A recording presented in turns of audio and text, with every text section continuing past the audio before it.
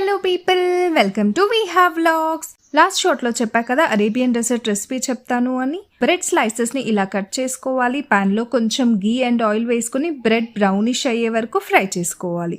అవి ఫ్రై అవుతూ ఉంటే సైమల్టేనియస్ గా ఇంకో స్టవ్ పైన మిల్క్ బాయిల్ చేసుకుంటూ ఉండాలి. ఒక చిన్న బౌల్లో మిల్క్ అండ్ కస్టర్డ్ పౌడర్ వేసుకుని లంప్స్ లేకుండా మిక్స్ చేసుకున్నాక బాయిల్ అయిన మిల్క్లో యాడ్ చేసుకోవాలి.